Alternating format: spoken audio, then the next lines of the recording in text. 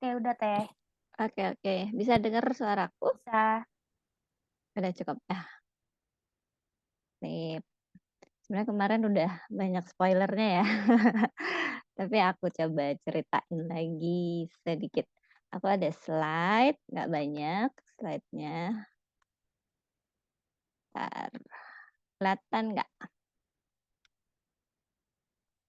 Udah kelihatan ya? Kelihatan. Sip. Ya udah, assalamualaikum warahmatullahi wabarakatuh. Thank you Waalaikumsalam. semuanya ya. Ini mungkin di belakang mungkin ada suara Kiria lagi kelas mungkin ya. Tapi Nggak apa-apa Teh. mudah-mudahan nggak nggak ngeganggu ya. Soalnya Kiria lagi ada kelas juga. Terus kalau ada apa sinyal aku yang jelek kasih tahu aja ya. Karena ini saling bagi-bagi ininya.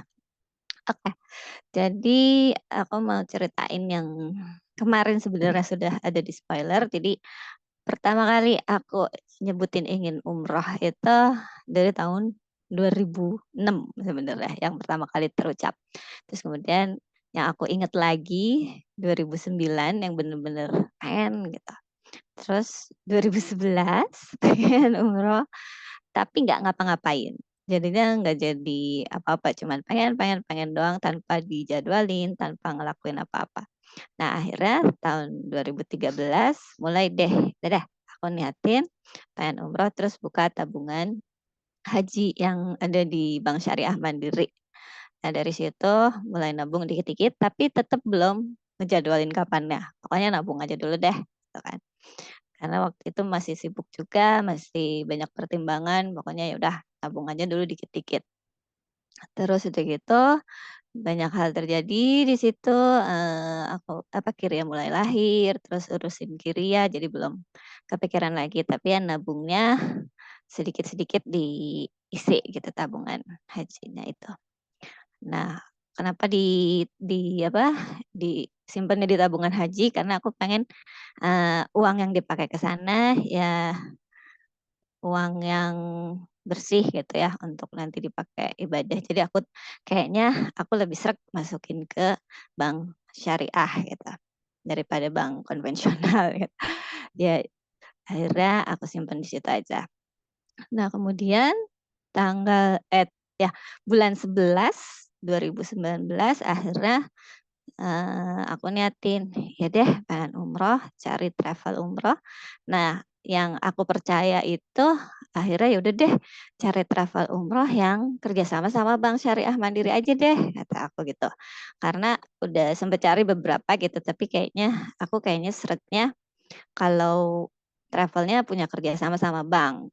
Jadi kan mungkin bank juga kan nggak akan kerjasama sama travel-travel yang nggak perform baik gitu kan. Jadi ya udah aku cari travelnya, di Bank Syariah Mandiri itu ada beberapa travel yang kerjasama, terus aku cari yang emang harganya nggak terlalu mahal juga, terus ya udah mulai bayar DP-nya di situ. Nah bayar DP itu kita boleh apa, nggak booking dulu mau tanggal berapanya kapan itu boleh, pokoknya bayar DP aja dulu. Tapi udah gitu, nanti paling di-fix-in lagi sama travelnya mau berangkat kapan. Nah, terus aku lupa pas waktu itu udah langsung ngerencanain pengen bulan apa atau masih galau gitu ya. Nah, intinya pas udah deket-deket baru 2020 ya aku fixin, udah deh bulan Maret aja gitu kan. Aku fixin bulan Maret, terus kemudian alhamdulillah uangnya ada juga, aku lunasin di, bulan Januari kan. Bulan Januari udah lunas, ngurus-ngurusin apa, meningitis karena harus ada kan, pokoknya udah dokumen-dokumen udah masuk ke travel pas aku pelunasan ini, padahal berangkatnya masih Maret gitu kan. Tapi aku kasih spare supaya yang petugas umrohnya nggak keburu-buru. Jadi sebenarnya maksimal itu 1 bulan sebelum kalau di travel aku. Semua dokumen itu wajib diserahin 1 bulan sebelum. Udah kemudian, eee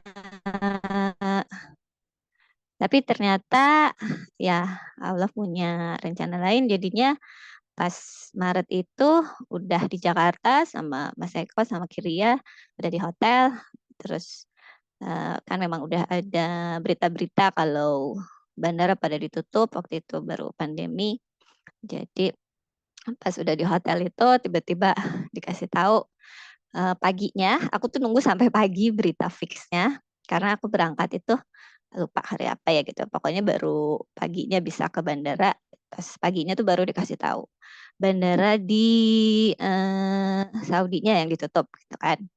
Jadi semua semua penerbangan dibatalin. Akhirnya ya udah waktu itu oke, karena udah keluarga juga pas waktu itu bilang udah sih nggak usah berangkat aja katanya, karena kan nggak jelas waktu itu situasinya. Teteh aku juga udah pada bilangnya kayak gitu. Dan akhirnya memang nggak boleh berangkat. Ya, akhirnya kita ke Bali kalau nggak salah. Karena nggak bisa umroh malah jadi ke Bali. Nah, kemudian setelah itu baru bulan Juni 2022 baru dapat lagi WA dari travel umrohnya. Oke, katanya udah boleh berangkat umroh lagi. Silakan bisa dijadwalkan. Akhirnya aku ngejadwalin di bulan waktu itu antara September atau Oktober. Dan dari situ mulai cicil persiapannya sedikit-sedikit. Ada dana juga kan yang harus disiapin. Terus kemudian ada hal-hal lain yang aku coba siapin, jadi perencanaannya bisa lebih baik dari yang tahun 2019 gitu. 2020 yang tadinya mau berangkat. Soalnya pas yang 2020 memang kayaknya persiapan aku juga agak kurang. Jadi yang tahun ini aku benar-benar niatin, persiapannya juga disiapin. Terus alhamdulillah ya kemarin bulan lalu aku bisa berangkat umroh. Jadi itu kalau aku waktu itu nyari travelnya dari situ. Nah, aku pengen sedikit cerita nih hal-hal yang perlu disiapkan. Tapi ini kan aku juga udah bilang ya, jadi perjalanan umroh pasti tiap orang juga yang disiapin juga. Kurang lebih sama tapi mungkin juga bisa beda. Terus yang aku share ini juga bisa di-treat sebagai kalau kata Mas Eko gosip, silahkan dicek-cek lagi ya. Kayak tips aku tadi, aku pengennya travelnya ke bank aja, tapi mungkin aja itu salah gitu kan ya. Dan yang sekarang ini Bank Mandiri, Syariah Mandiri itu udah nggak ada kerjasama lagi sama travel, karena mungkin karena pandemi kemarin, jadi apa ya? Jadi kerjasamanya belum diterusin lagi gitu. Yang kemarin waktu aku ke Bank Syariah Mandiri itu, mereka udah nggak ada kerjasama lagi sama travel katanya. Nah ini ya yang pasti ya hati ya. Hmm, Masih kedengeran nggak ya suaraku? Agak putus-putus teh. Oh, bandwidthnya teh kan low Bentar, katanya. aku sambil aku ganti coba. Nah, ini udah Oke, aku coba yang ya. ini ya. Nah, Oke. yang ini, salah, kelewat. Kok jadi klik-klik. Nah, yang tadi yang hal-hal yang perlu disiapin ya. Ini yang aku dapat kemarin, itu yang pasti hati kita lah ya. Pokoknya lurusin niatnya, pengen ibadah, pengen apa gitulah. Yang baik-baik bisa ditambahin. Nah, kemudian yang perlu disiapin ya ini ilmu atau pengetahuan. Gimana sih ibadahnya, ada apa aja sih nanti di umroh itu. Terus kemudian ya hal yang lainnya tuh bisa nanti suasana di Arab Saudi itu kayak gimana, suhunya kayak gitulah kayak kita traveling lah ya. Tapi yang paling banyak memang dari segi ibadahnya ya. Kalau umrah itu banyak yang harus sebenarnya nggak harus sih, tapi ya dibaca lagi, diingat-ingat lagi. Nggak susah sih sebenarnya, nanti di sana juga kan ada yang mandunya gitu. Mungkin yang paling susah kalau pengen hafal semua bacaannya, banyak soalnya. Bacaannya banyak, tapi kan sebenarnya nggak wajib. Yang penting tahu rukun-rukunnya lah, tahu apa yang harus do and don't-nya. paling yang itu yang harus diketahui. Nah itu aku cicil, ada buku yang aku baca beberapa buku tentang umroh, dari umroh yang backpacker, umroh yang anti mainstream dan lain-lain. Tapi kalau mau kalau aku bisa kasih reference, kalau yang ingin tahu tentang ibadahnya ya aku lebih suka yang Quraisy Shihab. Itu aku punya. Nanti kalau ada yang mau pinjem bukunya bisa ke aku. Nah, kemudian yang harus disiapin ya fisik sebenarnya kalau kita eh, nggak pergi umroh juga kan harus jaga fisik ya, tetap olahraga, terus tetap hidup sehat. Cuman yang aku tambahin waktu itu jalan kaki karena memang kan di sana jalannya memang banyak gitu kan ya. Cuman umroh nggak seberat haji kayaknya. Nah, tapi ya itu membiasakan aja, aku ngebiasain jalan pagi waktu itu di komplek. Kebetulan komplek aku ya cukup enak buat dipakai jalan pagi. Terus yang harus disiapin ya otomatis uang. Terus ya kalau buat kebutuhan di sana sebenarnya nggak banyak kan, sama travel tuh udah apa ya, udah disediain semuanya. Uang ini kan buat kita bayar umrohnya gitu kan. Pas di sana sih sebenarnya nggak terlalu banyak butuh uang. Kecuali kalau mau berbagi, mau belanja, mau beli oleh-oleh kayak gitu. Itu mungkin butuh. Nah, terus kemudian yang poin yang terakhir ya itu aku sih ngerasa harus ikhlas terus sabar karena kan kemarin juga mau pergi ternyata nggak bisa. Oke, mungkin ini belum waktunya, jadi ya kita tetap sabar aja, tetap ikhlas apapun yang terjadi gitu. Nah, ini mungkin yang bisa kita ambil, kita ambil. Mungkin aku kasih tips aja. Jadi kalau mau itu seperti yang Mas Eko bilang juga, kalau pengen apa-apa, niatin, pengennya apa, terus jadwalin segera, terus usahainnya ya itu usaha aja nabung, bisa belajar dulu ibadahnya, terus ya terakhir ya ikhlasin gitu. Nah ini yang kata-kata yang aku ambil dari bukunya Quraisy Shihab. Karena ada beberapa orang yang pengen pergi umroh tuh takut kan. Katanya, takut di sana gimana, takut di sana gimana, banyak hal-hal negatif. Ada yang bilang, aku masih banyak dosa kalau ke sana takutnya nanti ya diapain gitu. Tapi sebenarnya kalau baca bukunya Quraisy Shihab gitu, ya intinya kita kan mau datang mau bertamu, ya tamu pasti seneng lah kalau ada yang datengin gitu. Jadi insya Allah apapun yang niat kita gitu, jadi nggak perlu takut. Pokoknya insya Allah aja berpikiran positif, di sana kita bisa maksudnya nggak perlu ngalamin hal-hal juga yang jelek-jelek gitu kan. Ya intinya berpikiran positif, terus ya udah insya Allah Allah juga seneng kok kita datang gitu. Kayak gitu. Nextnya, nah waktu itu seperti yang udah aku spoiler kemarin, pokoknya ada apa sih yang pengen aku lakuin pas umroh di sana, ya aku cuman nulis 3 hal ini. Aku pengen ibadah, aku pengen bantu jamaah, aku juga ingin berbagi. Ya, alhamdulillah ibadahnya seru di sana. Pas aku datang itu kan ke Jeddah dulu. Ke Jeddah itu kita datang tengah malam. Terus disuruh tidur cuman sebentar. Udah gitu, udah diajak ke masjid buat sholat tahajud di masjid sama sholat subuh di masjid gitu kan. Ya itu jadi ngerasain baru datang ya masih mungkin agak-agak jet lag, ya agak-agak capek juga ya meskipun di pesawat cuman tidur, tapi udah harus siap-siap lagi. Dan itu kerasa waktu tuh cepat banget, tiba-tiba udah harus ke masjid. Tapi seneng banget gitu karena langsung ngerasain tengah malam gitu, maksudnya ya dini hari lah gitu di sana di masjidnya.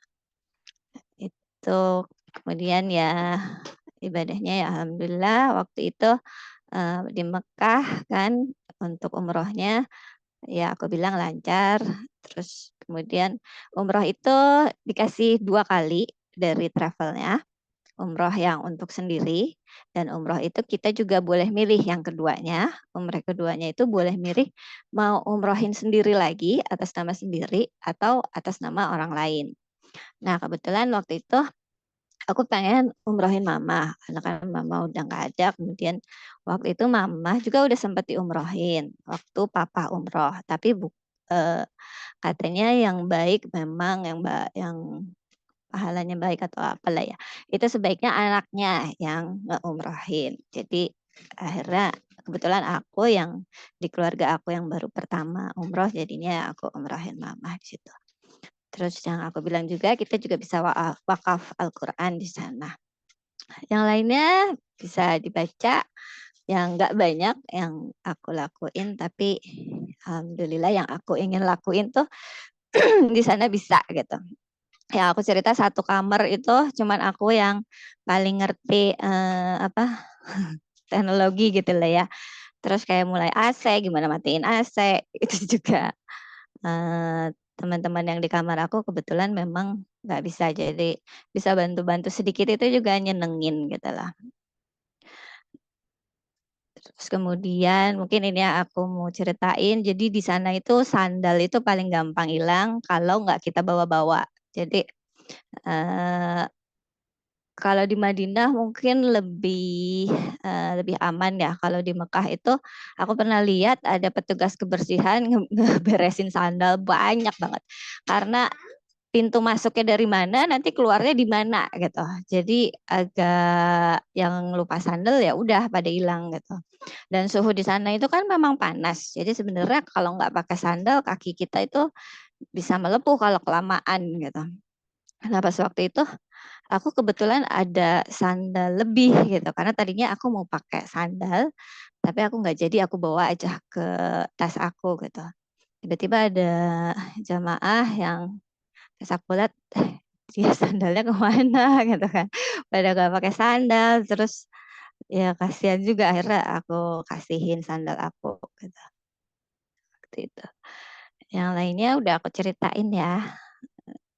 Nextnya mungkin hal-hal yang perlu dijaga di sini, jaga kesehatan, jangan maksain karena memang jadwalnya itu dari travel sebenarnya nggak padat, tapi karena kita pengen ke masjid, kita tuh punya, aduh mumpung di sini pasti pengen gitu bolak-balik ke masjid. Nah, aku baru baca yang Om Dida.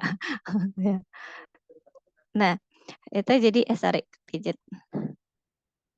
Nah, jadi pengen banget bolak-balik ke masjid, tapi ya kita harus tahu tahu kesehatan, ya maksudnya tahu badan kita sendiri gitu, kapan kita butuh makan gitu kan, kapan kita butuh istirahat. Jadi ya harus disiapin aja. Soalnya kalau kita maksain ya boleh-boleh aja, tapi nanti kalau tiba-tiba sakit gitu kan, tetap aja nggak bisa ibadah gitu kan dengan nyaman gitu. Itu sih kalau yang kemarin. Dan aku ya waktu itu aku nggak terlalu maksain, nggak pengen semuanya apa ikut travel ke sana ke sini, turun dari bis ada yang aku oh it's so hot gitu kan, panas banget, aku nggak mau turun, ya nggak maksain gitu, udah capek jadi nggak maksain ikut jadwal-jadwal. Terus yang dijaga juga mungkin ya, yang ini sebenarnya di sini juga ya harus kita lakuin ya semua ini sebenarnya. Ya jaga hati di sana. Kalau bisa sih tahan komentar, apalagi perbuatan negatif ya. Pokoknya kalau emang sengaja keucap ya udah istighfar aja gitu kan. Karena memang beberapa kejadian itu kan memang yang nggak sengaja terucap tiba-tiba kejadian gitu loh. Ya aku mungkin bisa cerita dari teman aku aja. Teman aku itu nggak sengaja bilang gini, si itu mah katanya teh selalu aja ketinggalan sama grupnya katanya tuh gitu. Aku sih nggak ngomentarin, aku cuma selewat aja gitu. Nah, terus ternyata pas satu saat teman aku beneran, jadi dia ketinggalan dari grup kita dan aku nyari-nyari ini kemana kata aku soalnya waktu itu aku fokusnya ke Ibu Ecin, ibu yang lebih tua gitu. Teman aku kan itu masih masih agak muda, jadi aku yakin dia pasti tahu jalan lah gitu kan. Tapi tetap kan khawatir gitu, ini kemana gitu karena ada yang hilang gitu kan. Udah ternyata dari omongannya eh, kejadian gitu. Itu hal kecil ya dan untungnya grup kita ini tuh dibaginya tuh per bis. Jadi waktu itu tuh satu travel itu satu pesawat. Tapi dia itu grup travel jadi ngebawahin 4 travel kecil gitu. Jadi kita di satu pesawat itu ada aku sebutin aja ada yang dari MKU, ada yang dari NRA, ada yang dari Arumi, satu lagi aku lupa apa gitu. Nah, tapi ini masuk satu grup NRA, jadi kita biasanya disebutnya NRA. Nah, kebetulan teman aku itu ketinggalan sama bisnya aku, jadi dari jumlah jemaah yang banyak itu tuh di breakdown lagi per bis kan, satu bis itu cuma 40 maksimal kalau nggak salah. Nah, kita itu bis 11, nah dia kebetulan lihat ada bis yang lain gitu, bis 9 atau berapa gitu. Ya udah dia ikut rombongan yang bis yang itu dulu, nebeng dulu ke situ. Tapi pada akhirnya ketemu lagi sama kita. Gitu. Ya, itu mungkin satu yang bisa aku share lah. Kepijit lagi, sorry. Terus yang pasti ya jaga pikiran, ya isi dengan pikiran-pikiran yang positif. Terus tapi satu hal mungkin ya ini, kita juga harus tetap kritis terutama sama ustadznya kalau yang ini ya. Jadi kalau ustadznya ngomong apa ya tetap kita juga harus coba cek lagi gitu apakah benar seperti itu ataukah enggak gitu. Jadi nggak perlu kita ngelakuin apa yang ustadznya bilang gitu loh. Terutama yang kayaknya kita nggak srek gitu. Kayaknya nggak gitu deh gitu kan. Nah itu tetap harus kritis ya. Waktu itu aku juga ada satu kejadian yang aku cek lagi. Emang benar gitu kayak gini, emang wajib kayak gini gitu. Untuk hal-hal yang aku masih belum tahu ya aku cek lagi gitu. Nggak perlu selalu ngikutin apa yang kata Ustadz. Nah, terus nextnya, jadi apa sih serunya umroh? Kalau aku bisa minum air zam-zam tiap hari itu karena ada di masjid. Jadi tiap hari kita nggak lupa bawa botol minum. Jadi di refill buat dibawa ke hotel gitu. Jadi tiap hari bisa minum air zam-zam itu nyenengin lah ya karena kan di sini memang nggak ada gitu. Kalau di sini kan kalau sebenarnya ada air kelapa ya, air kelapa juga enak.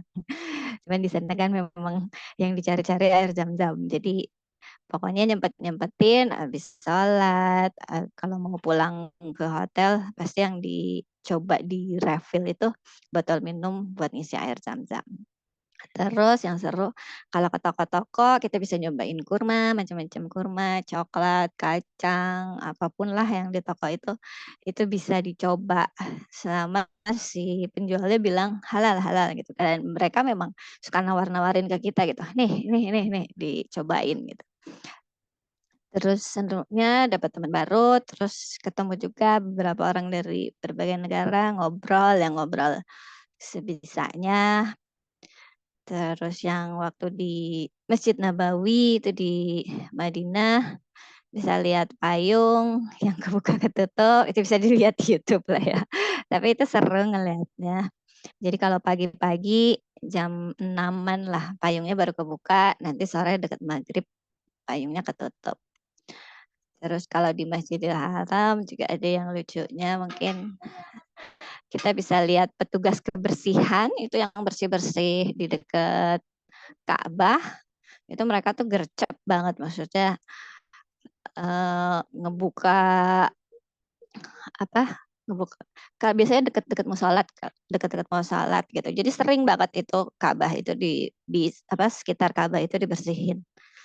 Itu ngelihat petugasnya banyak, terus mesinnya juga hebat-hebat, jadi cepat kering gitu.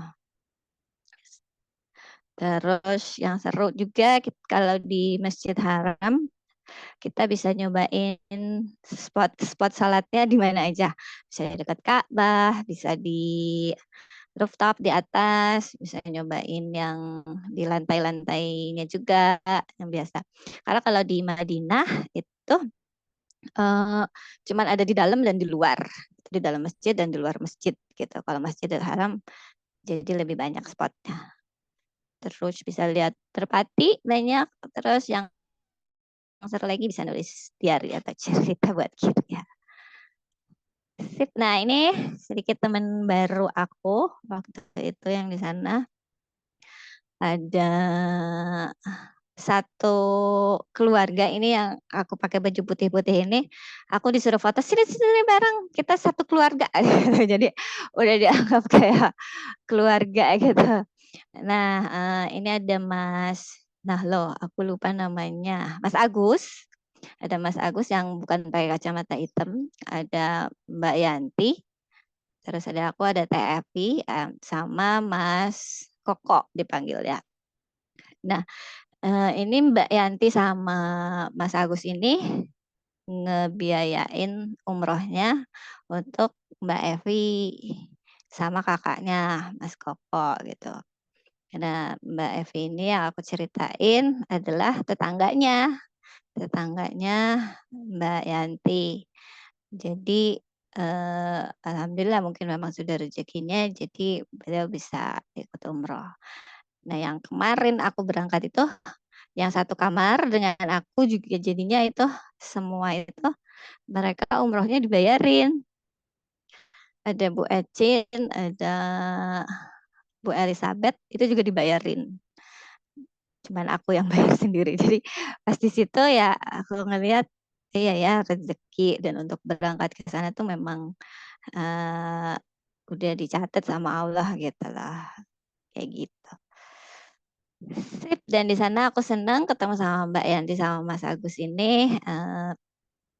Dia dapat cerita banyak-banyak dari Mbak Evi, juga dapat cerita banyak. Terus Mas Kokonya ini lucu. Jadi di sana bisa happy-happy lah. Nggak serius terus. Ada Mas Koko yang suka ngebodor juga.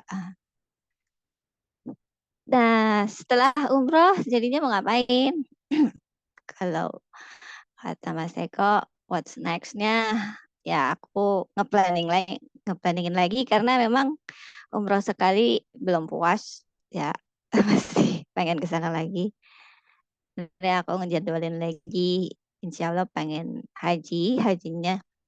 Aku pengennya nemenin ayah aku, tapi ya nggak tahu ini bisa atau enggak. Kalau nggak bisa haji, ya aku ingin umroh lagi di targetnya sekitar 3 tahun lagi. Itu paling. Terus ini ada sedikit reference. Waktu aku, tapi ini sayangnya aku tahunya setelah aku berangkat ya. Jadi ada di Kemenak itu ada umroh cerdas. Nah, kalau sebenarnya kalau teman-teman pengen tahu travel umroh yang benar, terus tahu visa kita udah di approve atau belum, apa kita udah dapat visa umroh atau belum, tuh bisa dilihat di sini harusnya. Cuman aku sayangnya taunya setelah berangkat, jadi nggak ngecek lagi ke sini. Itu mungkin kalau teman-teman mau umroh mungkin bisa nanti dicoba aja di situ. Terus buku ini yang buku yang aku suka ya, dari Quraish Shihab.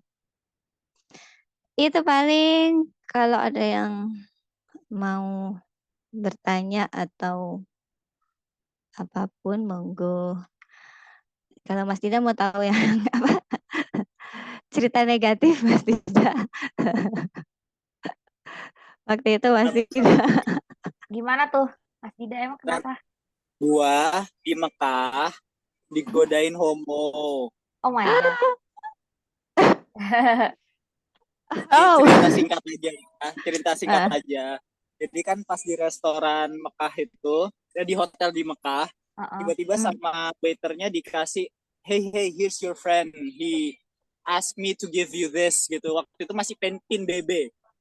Jadi gue dikasih pin BB. Terus habis itu ya udah pulang, di add lah di pin BB, terus chatting ngobrol biasa. Oh ternyata dia dari Indo juga, dia umroh juga segala macam. Terus tiba-tiba dia ada satu teks yang rada aneh banget gini. Dida tadi ngelihat kamu makan pisang, kayaknya lembut banget ya, kayaknya enak banget ya gitu. Gue kayak yang wait what? Dan ujung-ujungnya dia gay, Orang Indonesia. Di kamar sama aku gitu. Kayaknya ini rada vulgar. Jadi kalau ada Kiria di sini tolong enggak. Aman. Dida kayaknya ditusuk-tusuk sama kamu enak sekali. Aduh, aku nggak dengar. Aku masih kecil, nggak dengar. Itu di tanah haram, di Masjidil Haram. Iya loh. Haram ya. Lokasi tidak menentukan siapa orang itu ya. Enggak sih, tapi gue nggak semuanya negatif. Kebetulan memang entah kenapa di Mekah itu gue ngerasa kayak very unwelcome di situ, kayak very unspiritual di situ ya. Itu Mekah. Anehnya ini gue nggak ada kayak pikiran negatif sama sekali, nggak sama sekali. Cuman semua benda yang gue sentuh itu nyetrum. Waduh, kenapa tuh? Jadi pakai baju yang umroh itu kan kain semua gitu. Pas buka pakai di bawah jeret gitu, kayak bener-bener semuanya kesetrum, seret. Terus kayak gue megang garpu sendok itu ceret gitu, kayak bener-bener painful. Darah kali. Nggak tahu. Ya udah pokoknya Mekah gue ngerasa kurang cocok lah ya. Entah itu tanah haram dan gue sebenarnya nggak boleh ke situ, nggak tahu kenapa. Nggak gitu lah. tapi kalau misalnya itu gue balancing dikit sama pengalaman positif di Masjid Nabawi. Masjid Nabawi itu gue amat sangat spiritual, like Masjid Nabawi itu yang di Madinah ya? Madinah itu amat sangat cocok. Sampai sempat di Masjid Nabawi itu lebih dari 24 jam nggak sadar. Jadi di situ sholat, makan, bersih segala macam, nggak sadar kalau itu lebih dari 1 hari.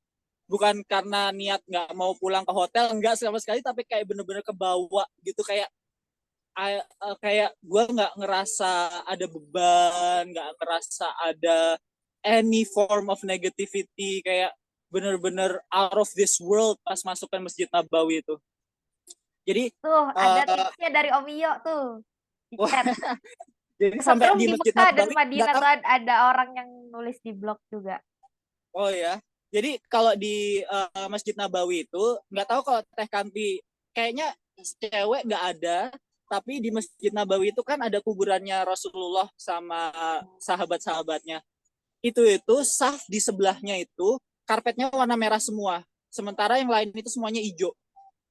Dan memang kalau mau ke situ itu amat sangat susah. Jadi kalau misalnya udah komat apalagi, itu desekan kayak udah kayak pasar gitu kan kalau mau dapet saf di situ.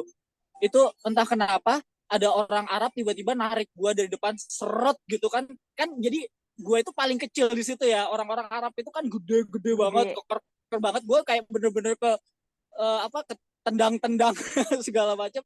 Tapi entah kenapa pas udah gue ngikutin arus saja, tiba-tiba ditarik sama orang Arab, seret, dapet tempat sholat di saf yang merah itu, amat sangat lega. Terus habis itu enak banget, terus dia bilang sholat gitu. Wah gitu. Jadi Masjid Nabawi amat sangat oke. Ya kebalikan ya, lucu ya. Teh Kanti kan merasa Masjidil Haram yang amat sangat oke ya. Maksudnya ya bukan Masjid Nabawi jelek atau gimana kan. Cuman lebih cocok di Masjid Nabawi kalau gue ya. Dan Masjidil Haram, ya ampun, digodain homo itu amat sangat berkesan. Kayaknya memang salah sih gue makan pisang di Arab itu kan, itu pisang impor. Kalau makan pisang ya di Indo aja gitu kan. Ya sorry ini jadi Kalau dari Mekah ke Madinah tuh jauh, naik apa maksudnya Teh? Waktu itu aku naik bis, sekarang itu ada kereta cepat. Cuman pas travel aku pas berangkat itu belum pakai kereta cepat katanya ya. Jadi yang aku masih naik bis 5 jam, lumayan. Jadi waktu dari Madinah itu aku siang gitu, sekalian mampir dulu ke lupa kemana ya, gitu. Terus kemudian baru ke Mekah. Jadi nyampe di Ka'bah itu malam. Nyampe di Ka'bah malam, terus kita langsung umroh. Jadi dari hotel, misalnya nyampe Mekah, ke hotel sebentar, terus langsung umroh lagi. Langsung pergi ke Ka'bah ya, maksudnya ke Masjidil Haram, terus langsung ngerakuin umroh. Umroh itu kurang lebih 3 jam kan, karena kita ngelilingin Ka'bah, itu namanya tawaf, terus kemudian nanti ada sa'i, kita jalan bolak-balik 7 kali, terus sebenarnya udah that's it, terus potong rambut, udah selesai. Itu sekitar 3 jam. Yang ya kira-kira segituan. Nah yang pas umroh itu memang pas umroh aku tuh udah mulai crowded juga. Jadi agak penuh terutama di Ka'bah ya. Kalau pas sa'i itu kita bisa agak ngatur-ngatur gitu kan. Kalau Ka'bah itu ya agak rame aja. Tapi alhamdulillah ya travel aku juga nggak maksa-maksain. Jadi sempet apa kesedek-sedek gitu, tapi nggak terlalu gimana gitu kalau waktu itu. Nah kalau aku yang seru Mas Dida pengalaman masuk ke Raudah, ke tempat makamnya Nabi Muhammad. Ya. Sama apa sahabat-sahabatnya. Aku nggak tahu pengalaman Dida masuk ke sana kayak gimana. Iya, aku nggak masuk sih, nggak masuk. Tapi dari sampingnya, sholat di sebelahnya jenazah Nabi Muhammad itu something special sih, Teh Kanti. Keren. Iya, ya. Jadi kalau di Masjid Nabawi itu kita sholatnya pisah laki, maksudnya kayak di sini, laki di depan, perempuan di belakang, gitu. Tapi kalau di Masjid Haram itu bisa samping-sampingan, tapi memang ada spotnya, spot cewek, spot cowok, nggak terlalu acak cewek cowok ya, gitu. Kalau sholat wajibnya, tapi kalau sholat sunat, jadi setelah umroh itu kita ada sholat sunat tawaf. Nah di situ masih bisa agak kecampur antara cewek sama cowok gitu. Tapi kalau udah sholat wajib, kalau di Mekah itu ya ada spot cewek, ada spot cowok, tapi nggak depan belakang gitu. Jadi makanya bisa milih spot yang dekat Ka'bah karena di situ nggak semuanya cowok gitu. Tapi memang lebih dominan yang dekat Ka'bah kalau sholat wajib ya cowok gitu. Cewek bisa di pinggir-pinggirnya, tapi kita masih bisa ngelihat langsung gitu Ka'bahnya. Kalau dari atas nggak kelihatan sih Ka'bahnya, cuman seru aja gitu lihat langit. Aku tuh seneng banget di sana itu kayak kalau di Nabawi sempet yang waktu subuh itu kan sholatnya di luar. Pas datang tengah malam itu diminta sholatnya di luar. Itu seneng banget memang di Masjid Nabawi sholat di luar karena bisa lihat langit gitu. Entahlah feel something gitu. Bisa lihat langit lagi sholat itu gitu kan, karena kita biasanya sholat kan di masjid ya kalau di sini gitu, kalau di sana kan ada spot di luarnya, jadi ngelihat langit itu seneng banget gitu. Itu Jadi Mas Dida nanya lagi Teh, katanya pegang enggak batu. aku nggak pegang batu waktu itu, soalnya memang rame banget Mas Dida, jadi aku udah ciut duluan aja. Aku memang niat kesananya belum pengen pegang itu. Mas Dida kesampaian nggak? Aku nggak berani soalnya semua yang aku pegang kesetrum tiba-tiba pegang itu itu ada itu fisika dasar katanya di website-nya itu tulisan. Kenapa bisa setrum? Aku nggak niat pegang itu karena setiap kali pas aku di Ka'bah memang very crowded gitu ya. Jadi aku cuman muter, ya maksudnya cuman tawaf aja. Nah, tawaf itu kan ada tawaf sunat gitu. Jadi kalau kita bukan lagi umroh juga boleh muterin Ka'bah gitu. Cuman di situ tuh eh, setiap aku ke sana tuh memang selalu crowded gitu. Aku keseret-seret juga gitu kan. Tapi nggak sampai di ke sikut, nggak ke apa-apa. Tapi memang ngikutin arus aja gitu. Jadinya buat nyampe ke tengah ya agak agak susah aja buat nyampe ke situ. Itu udah terlalu penuh lah. Aku nggak deh nanti aja gitu. Gitu deh. Ada lagi yang Aku di di Haram dimarah-marahin sama orang Arab. Gak ngerti kenapa katanya. Mas Dida. Itu Kak Mayang raise hand. Silakan Kak. Aku pengen tanya Teh, kan kalau misalnya kita ikut, pasti kan kalau umroh ada travelnya gitu kan. Nah kalau di travelnya itu tuh kayak jadwalnya udah pasti ngapa-ngapainnya aja atau kayak misalnya ada waktu free-nya juga gitu. Apakah kita sepanjang hari di masjid atau kayak ada waktu-waktu kita ke masjid gitu? Apakah maksudnya bisa orang-orang kayak yang malas jadi goleran di kamar gitu? Apa bisa kayak gitu atau udah strict sama timeline bisa, yang dari si travelnya? bisa banget. Aku goler-goleran di kamar kok. Aku nggak memaksakan di masjid. Jadi sebenarnya udah ada jadwalnya. Nanti aku bisa kasih ini ya. Ada jadwalnya, tapi cuman yang wajib-wajib kayak umroh. Nanti jam segini kita kumpul ya. Karena kita mau umroh gitu. Jam segini kita kumpul karena kita mau city tour kayak gitu. Selebihnya sebenarnya itu free. Kita mau di masjid, mau di hotel, mau belanja, mau apa gitu. Jadi travel itu cuman ngasih wanti-wanti pakai name tag kemanapun kita berada.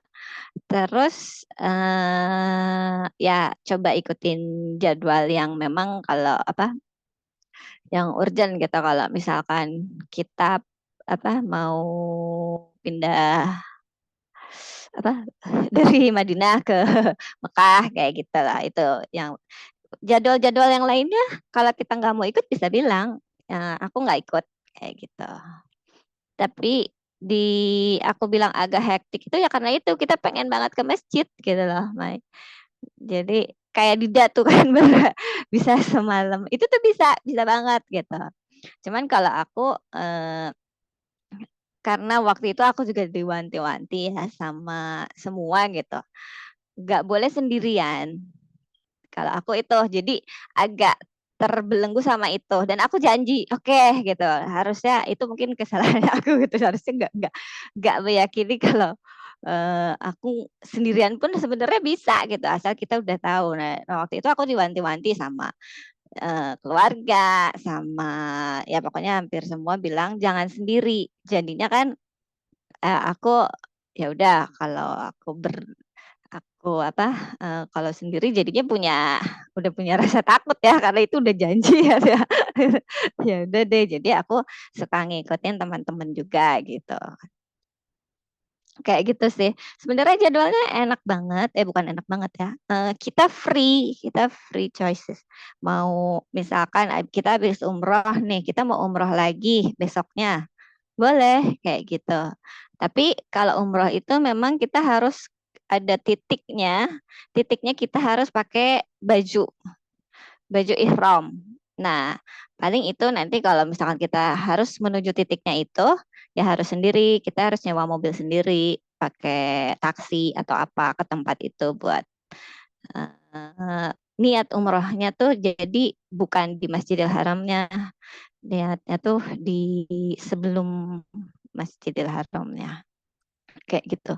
Jadwalnya bisa banget. Makanya kemarin tuh aku cerita ke teman aku juga kayaknya kalau next time aku ke sini misalkan pakai travel umroh lagi, ya aku juga nggak pengen terlalu ngikutin jadwalnya travel gitu karena mungkin udah tahu kan atau bisa lebih loose lah gitu pas mereka city tour kemana kita stay aja di masjid gitu kan kayak gitu. City tour nggak wajib kecuali kalau memang kita mau umroh karena kan harus itu bajunya itulah tadi ada titik di mana kita harus niatnya di sana, mikot istilahnya, kayak gitu.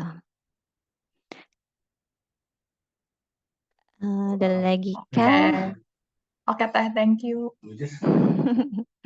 Mas Dida kenapa? Di Masjidil Haram. Ya kalau di sana apa ya? Kalau penjual-penjual tuh udah ngerti bahasa Indonesia ya mostly gitu lah. Tapi kalau orang Arabnya sendiri nggak terlalu, sama penjaga-penjaga masjidnya. Kalau petugas kebersihannya itu seneng kalau ada orang Indonesia karena mungkin banyak yang sedekah ke petugas masjidnya ya. Terus mereka biasanya bilang terima kasih gitu. Pede aja gitu, udah tahu kita kayaknya dari Indonesia gitu bilangnya. Kalau yang penjaga-penjaga masjid yang orang Arabnya, aku nggak tahu mereka bisa bahasa Inggris tapi aku biasanya kalau nanya pakai bahasa Inggris. Kayak di hotel kayak gitu, kalau aku nanya minta tolong biasanya pakai bahasa Inggris. Itu paling. Ada lagi yang Oke, ingin. ada lagi teman-teman. Oke, sepertinya sudah tidak ada. Oke, kalau gitu kasih banyak Teh Karti untuk sharingnya. Mas Dida kenapa? Mau Enggak, bukan kurang puas. Itu yang tadi ada dari Rio yang link ya. Tapi ada satu lagi kejadian aneh pas di Masjidil Haram. Jadi entah kenapa gua itu selama jalan, misalnya jalan di convenience store atau di supermarket gitu ya, itu perasaannya itu kayak ngebut. Padahal gue jalan ya, tapi kiri kanan gitu itu kayak misalnya kita ngebut di mobil atau di motor itu kan yang whoosh whoosh whoosh gitu kan, kayak yang semuanya itu lewat kita kayak kecepatannya kencang banget ya, whoosh whoosh whoosh whoosh. Jadi sampai kejadian gue itu jalan di sebuah supermarket kan whoosh whoosh whoosh gitu, kayak jadi nabrak sama toko apa ini nih shelf jualan, nabrak brek sampai muter gini. Pusing banget jatuh. Itu aneh banget. Dan Mas Dida itu naik apa? Hah? Enggak, jalan kaki. Aneh banget nggak tahu kenapa kayak everything moves so fast. Orang-orang di sekitar ditabrak jin kata Mia. Ditabrak jin katanya tuh Mas Dida. Ditabrak jin. Sampai muter, sampai pusing banget gara-gara saking nggak tahu. Ya nggak tahu itu ya pengalaman gue di Mekah itu kayak nothing good happen. Gue minum air zam-zam mual. Iya, I don't know why. Kayak gue nggak ada negatif thinking sama sekali, nggak ada kayak. Soalnya kan di Nabawinya udah amat sangat positif, amat sangat pembersihan. Ya nggak tahu lah, pengalaman orang beda-beda banget ya kayak. Yes. Ya itulah. Ya mantap banget Teh Kanti kalau overall pengalamannya positif banget. Ya soalnya nggak semua orang bisa merasakan all the positivity kayak gitu, kayak thank you Teh Kanti banget. Ya, oke deh kalau gitu. Makasih banyak Teh Kanti sharingnya, teman-teman juga yang udah join. Semoga yang berniat untuk umroh semoga bisa segera umroh seperti Teh Kanti. Amin. Amin. Ya. Amin. Kabayang. Ya, terima kasih semua. Selamat lanjutkan kegiatannya lagi. Thank you. Bye-bye. Ya.